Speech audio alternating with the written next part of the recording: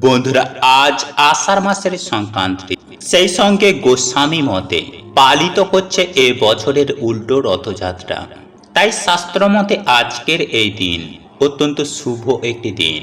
এই দিনে আমাদের করা সামান্য কিছু কাজ আমাদের জীবনে অর্থ, সুখ, সৌভাগ্যে ভরিয়ে তুলতে পারে। তাই বিষ্ণু পুরাণে ভগবান শ্রীকৃষ্ণ বলছেন, যদি কোনো ব্যক্তি উল্টো রথযাত্রার রাতে তুলসী গাছের সামনে এই তিনটি শব্দ বলতে পারে, সেই ব্যক্তির জীবন থেকে দুঃখ, কষ্ট, দারিদ্রতা, রোগ ব্যাধির নাশ হয়ে যায়। এছাড়াও এই পবিত্র রাতে যদি কোনো ব্যক্তি চুপচাপ এই জিনিসটি সাথে নিয়ে ঘুমায়, তাহলে সেই ব্যক্তি রাতারাতি কোটিপতি হয়ে উঠবে।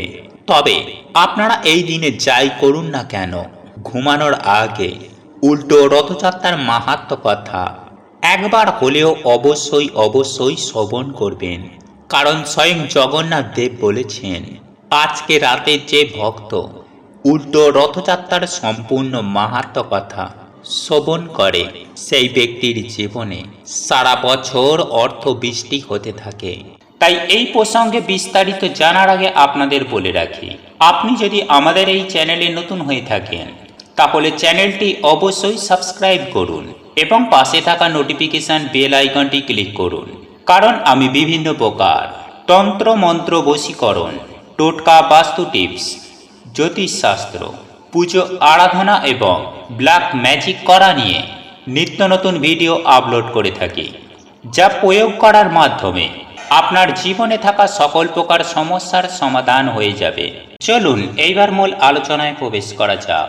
তবে মূল আলোচনায় প্রবেশ করার আগে আপনারা আপনাদের গৃহে তুলসী মাতার উদ্দেশ্যে জয় তুলসী মহারানী জয় লিখে কমেন্ট অবশ্যই করবেন।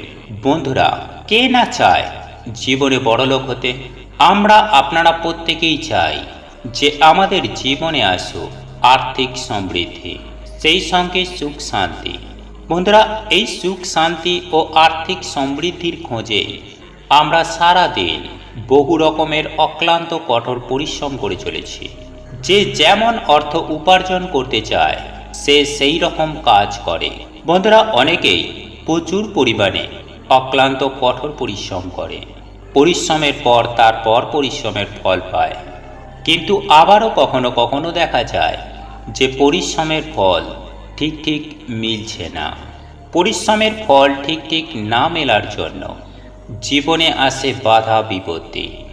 তাই আজ আমি আপনাদের জানিয়ে দেব যে যদি আপনাদের বাড়িতে তুলসী মঞ্চ থেকে থাকে, আপনার তুলসী মঞ্চে দাঁড়িয়ে উচ্চারণ করুন এই মন্ত্র। আমি সুনিশ্চিতভাবে বলতে পারি যে আপনি সুফল পাবেন, আপনি অতি অবশ্যই জীবনে উন্নতি করবেন। তাই সুপ্রিয় দর্শক বন্ধুরা, আপনারা অতি অবশ্যই চেষ্টা করুন বিশেষ এই শব্দটি একবার তুলসী তলায় দাঁড়িয়ে মুখে আনতে। এর ফলে আপনার জীবনে সুনিশ্চিতভাবে সুখ, শান্তি, সমৃদ্ধির ছোঁয়া অবশ্যই আসবে। বন্ধুরা, আপনাদের এই মন্ত্রটি জপ করার জন্য অতি অবশ্যই তার আগে আপনার বাড়িতে থাকা তুলসী মঞ্চটিকে ভালো করে ধুয়ে নিতে হবে। তারপর সন্ধ্যাবেলায় আপনারা যেভাবে সন্ধ্যা দেন, ঠিক সেভাবেই আপনারা সন্ধ্যার প্রদীপ দেখাবেন। সেই সঙ্গে সঙ্গে বাড়িতে ধূনার ধোঁয়া অবশ্যই ছড়িয়ে দেবেন। আপনাদের সাধ্য সামর্থ্য অনুযায়ী মা লক্ষ্মীর পুজো আরাধনা করবেন। তারপর আপনার পুজো আরাধনা হয়ে যাবার পরে আপনি আপনার তুলসী তলায় মাতা তুলসী মহারানী ও মা লক্ষ্মীর উদ্দেশ্য করে এই শব্দটি তথা এই মন্ত্রটি আপনারা জপ করতে পারেন। তাই শ্রদ্ধাচারণে এই মন্ত্রটি জপ করুন। আর সেই সঙ্গে একটু খেয়াল রাখুন যাতে আপনার এই কাজে কোনো প্রকার ব্যাঘাত না ঘটে। বন্ধুরা, সেই সঙ্গে আমি আপনাদের আরও একটি বিষয় জানিয়ে রাখি যে আপনাদের তুলসী তলায় অর্থাৎ তুলসী মঞ্চের আশেপাশে কখনোই নোংরা আবর্জনা স্তূপ করে রাখবেন না। সেই সঙ্গে সঙ্গে আপনারা আপনাদের তুলসী মঞ্চের পাশে জুতো খুলে রাখবেন না। অনেক সময়ই দেখা যায় বাড়ির উঠানে তুলসী মঞ্চের আশেপাশে হুটহাট করেই জুতো বা চপ্পল খুলে রাখেন। এটি অত্যন্ত খারাপ। এই দিকটি বিশেষ করে আপনারা নজর রাখবেন। সেই সঙ্গে সঙ্গে বন্ধুরা, অনেক বাড়িতে দেখা যায় যে তুলসী গাছ রয়েছে, তুলসী মঞ্চ রয়েছে এবং তুলসী গাছের কাছেই ভিজে জামা কাপড় শুকাতে দেওয়ার জন্য ঝুলিয়ে দেওয়া হয়। বন্ধুরা, এই পরনে ভিজে জামা কাপড় যাতে না এই তুলসী গাছের স্পর্শ হয় সেই দিকটিও অতি অবশ্যই খেয়াল রাখবেন। তাই সব থেকে ভালো হয় যে তুলসী গাছের আশেপাশে জামা কাপড় ঝুলিয়ে রাখবেন না বা ভিজে জামা কাপড় শুকাতে দেবেন না। আর আপনাদের ওই ভিজে জামা কাপড় যদি বারংবার তুলসী মহারানীর গায়ের স্পর্শ হয়, এর ফলে তুলসী মহারানী আপনার প্রতি, আপনার পরিবারের প্রতি অত্যন্ত ক্রুদ্ধ হবেন। তাই সদা সর্বদাই তুলসী মঞ্চকে পরিষ্কার করে রাখবেন এবং নিয়মিত তুলসী গাছে জল নিবেদন করবেন যাতে আপনার বাড়িতে থাকা তুলসী মঞ্চের তুলসী গাছটি সবুজ ও সতেজ থাকে। যাই হোক বন্ধুরা, এইবার জেনে নেওয়া যাক যে কোন সেই বিশেষ মন্ত্র যেটি আপনি আপনার তুলসী মঞ্চের সামনে দাঁড়িয়ে উচ্চারণ করবেন। আর্থিক সৌভাগ্যের জন্য আপনাকে উচ্চারণ করতে হবে বিষ্ণু মন্ত্র। তাই অতি অবশ্যই আপনি আপনার তুলসী মঞ্চের সামনে দাঁড়িয়ে বিষ্ণু মন্ত্র উচ্চারণ করুন। মন্ত্রটি হল ওং নমঃ নারায়ণে নমঃ, ওং নমো নারায়ণে নমঃ, ওং নমঃ নারায়ণে নমঃ। বন্ধুরা, আমাদের এই জগতে এমন অনেক মানুষ দেখা যায় যারা বিভিন্ন রকম ভাবে মানসিক চিন্তায় ভোগেন।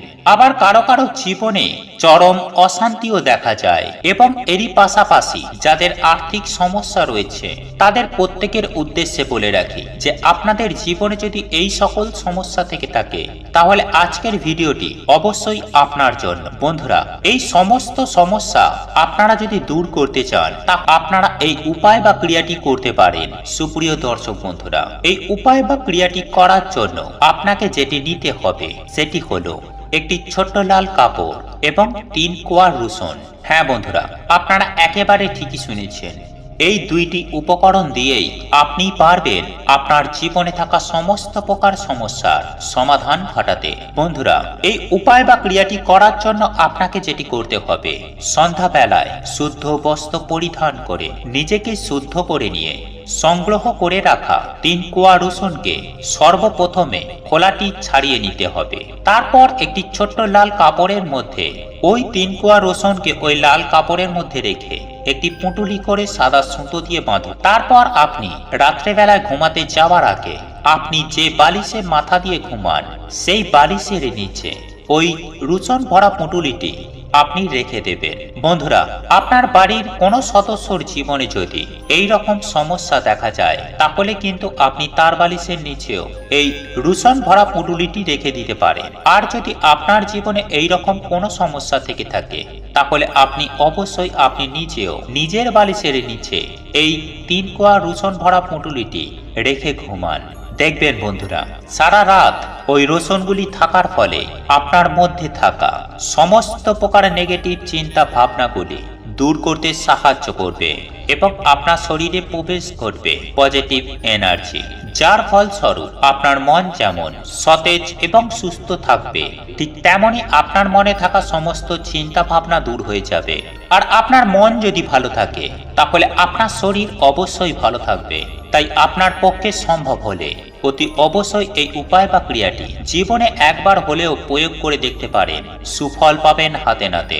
বন্ধুরা, আমি একই সঙ্গে আপনাদের এটাও জানিয়ে রাখি যে আপনার মাথার নিচে ওই রসুনের কোয়াগুলি থাকলে আপনার হার্টের সমস্যা, আপনার ডায়াবেটিস বা আপনার যকৃতের সমস্যা বা অনিদ্রাজনিত সমস্যা এবং ঘুমালে দুঃস্বপ্ন দেখার মতো যে সমস্যা, সেই সমস্যাগুলি থেকেও কিন্তু আপনারা সুনিশ্চিতভাবে মুক্তি পাবেন যদি 3 কোয়া রসুন আপনি আপনার বালিশের নিচে রেখে ঘুমাতে পারেন। তাই বন্ধুরা, আপনারা জীবনে একবার হলেও প্রয়োগ করে দেখুন। আপনাকে এতে কোনো খরচ করতে হবে না, শুধু 3 কোয়া রসুন মাত্র।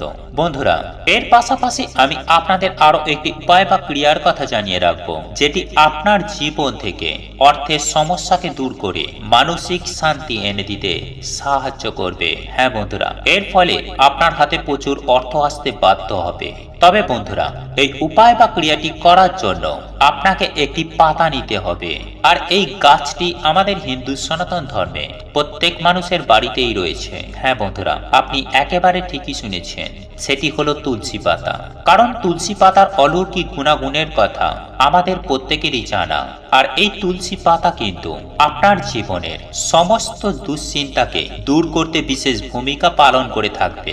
তবে বন্ধুরা, এই উপায় বা ক্রিয়াটি করতে হলে আপনাকে সন্ধ্যার আগেই সংগ্রহ করে নিতে হবে 4টি সতেজ এবং নিখুঁত তুলসী পাতা। এই 4টি তুলসী পাতা একটি ছোট্ট প্লাস্টিকের কৌটো এবং একটি ছোট্ট প্লাস্টিকের কৌটো। বন্ধুরা, এই দুটি উপকরণ দিয়েই আপনি এই উপায় বা ক্রিয়াটি করতে পারবেন। বন্ধুরা, এই উপায় বা ক্রিয়াটি করতে হলে আমি আগেই বললাম আপনাকে সূর্য থাকাকালীন সময়ে সংগ্রহ করে নিতে হবে 4টি তুলসী পাতা। কেননা আমরা প্রত্যেকেই জানি যে সূর্যাস্তের পর তুলসী পাতা বা তুলসী গাছ স্পর্শ করা একেবারেই উচিত নয়। তাই সূর্য অস্ত যাবার আগে আপনাদের 4টি তুলসী পাতা সংগ্রহ করে নেবেন। তারপর শুদ্ধ বস্ত্র পরিধান করে ওই তুলসী পাতাগুলি সর্বপ্রথম আপনি গঙ্গা জলে শুদ্ধ করে ভগবান শ্রীহরি চরণে নিবেদন করবেন। বন্ধুরা, আপনার বাড়িতে যদি ভগবান শ্রীকৃষ্ণ বা রাধারানীর ছবি বা মূর্তি থেকে থাকে, তাহলে তার চরণে এই তুলসী পাতাগুলি নিবেদন করবেন এবং করজোড় করে আপনার সমস্ত মনোবাঞ্ছার কথা জানাবেন।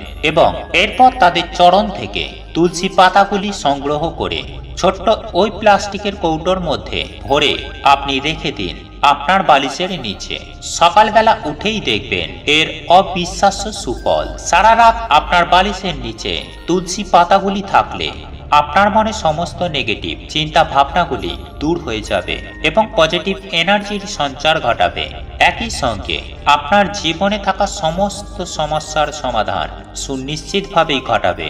বন্ধুরা, পরের দিন সকালবেলায় বালিশের তলা থেকে কৌটোর মধ্যে রাখা 4টি তুলসী পাতাকে আবার সংগ্রহ করে আপনি কোনো প্রবাহমান জলের মধ্যে ভাসিয়ে দেবেন। তবে বন্ধুরা, আপনি যখন জলের মধ্যে ভাসাবেন তখন একটি বিষয় খেয়াল রাখবেন যে কেউ যেন আপনাকে দেখে না ফেলে।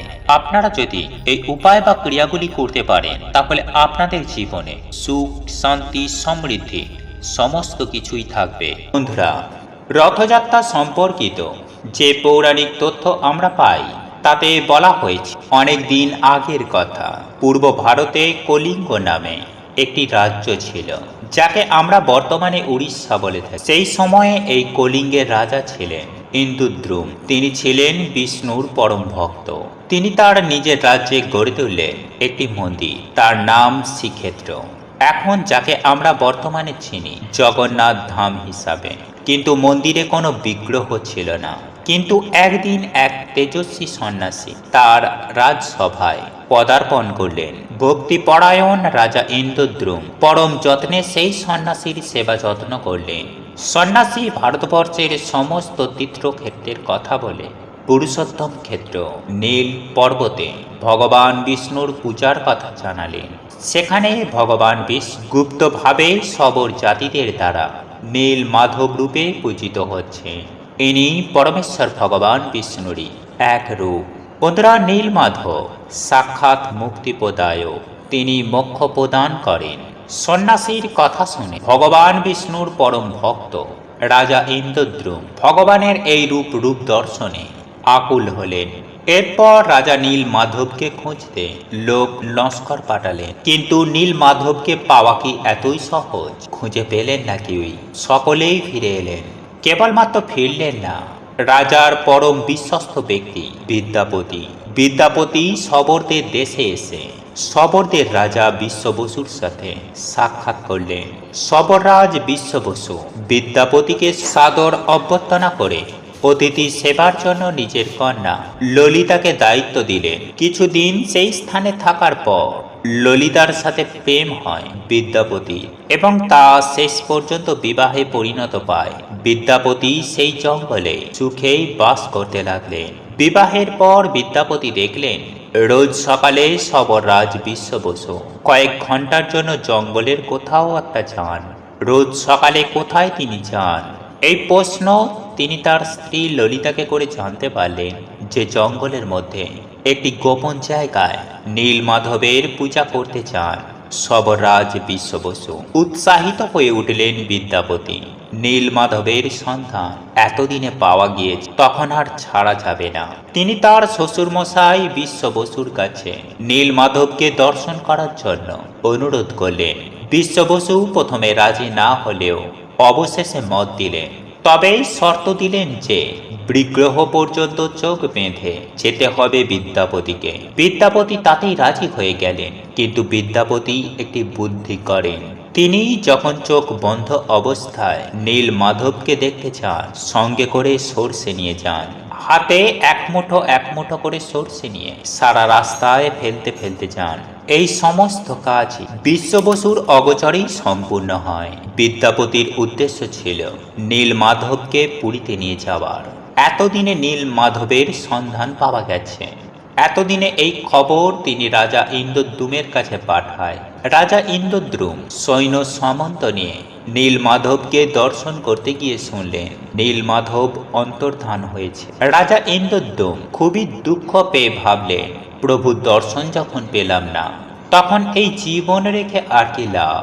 অনশনে তিনি পান ত্যাগ করার মনস্থির করলেন। এই সিদ্ধান্ত নিয়ে রাজা ইন্দ্রদ্যুম কুশশয্যায় শয়ন করলেন। আর তখনই দৈববাণী হলো, হে রাজন, তোমার পান ত্যাগের প্রয়োজন নাই। এই স্থানে তোমার মাধ্যমে ভগবান জগন্নাথ দেব দারু বম্বরূপে পূজা পাবেন। সমুদ্রের জলে ভেসে আসবে যে কাঠ, সেই কাষ্ঠখণ্ড থেকে তৈরি হবে বিগ্রহ। শেষ পর্যন্ত দৈববাণী সত্য হলো। সমুদ্রে ভেসে আস জগন্নাথ দেবের বিগ্রহ নির্মাণে কাঠ, হাজার হাজার হাতি ঘোড়া সেপাই লোক লস্কর নিয়েও সমুদ্র থেকে সেই কাঠ তোলা গেল না। একদিকে ধরলেন সবররাজ, আর অন্যদিকে ধরলেন ব্রাহ্মণপুত্র বিদ্যাপতি। জগন্নাথ দেব এর দ্বারা বোঝালেন তার কাছে ব্রাহ্মণ বা সবর কোনো ভেদাভেদ নেই, সকলেই সমান। মহারাজ এরপর তার কারিগরদের লাগালেন মূর্তি করতে, কিন্তু সেই কাঠ এমনই পাথরের মতো শক্ত যে ছেনি হাতুড়ি এই সমস্ত কিছুই ভেঙে গেল, কিন্তু ভগবানের মূর্তি হলো না। তাহলে উপায় কে? মূর্তি গড়বে কে? মহারাজের আকুলতা দেখে বিদ্ধর বেশে হাজির হলেন স্বয়ং বিশ্বকর্মা।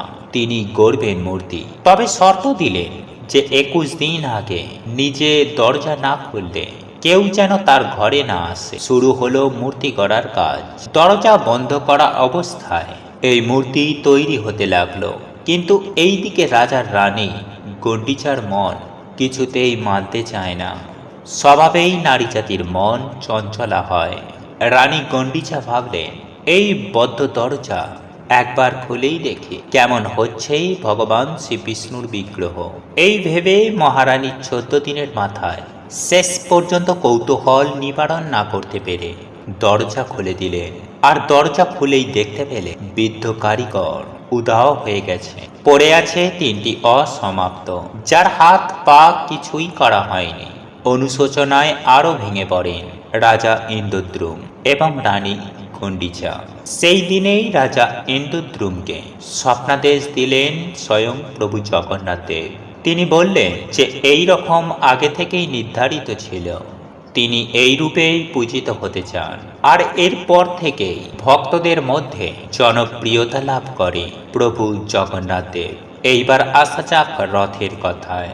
বন্ধুরা, প্রভু জগন্নাথ দেবের প্রধান অনুষ্ঠান হলো এই রথযাত্রা। এই দিন দাদা বলরাম এবং বোন সুভদ্রা মাসির বাড়ি যান প্রভু শ্রী জগন্নাথ দেব। মাসির বাড়ি অর্থাৎ রাজা ইন্দ্রদ্যুমের পত্নী গণ্ডিচার বাড়ি। সেখান থেকে আবার 7 দিন পর আবার মন্দিরে ফিরে আসে প্রভু জগন্নাথ, আর এটাকেই মাসির বাড়ি যাওয়া বলে।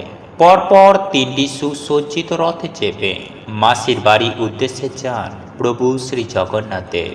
এই যাওয়াকে সোজা রথ, আর ফিরে আসাকে উল্টো রথ বলা হয়। রথের দিন পরপর 3টি রথ যাত্রা করে মাসির বাড়ি। প্রথমে যায় বলরামের রথ, তারপর সুভদ্রা এবং সব শেষে প্রভু জগন্নাথ দেবের রথ। রথে চেপে এই গমন প্রত্যাগমনকে সোজা রথ ও উল্টো রথ বলে। বন্ধুরা, এই ছিল প্রভু জগন্নাথ দেবের রথযাত্রার কাহিনী বা মাহাত্ম্য।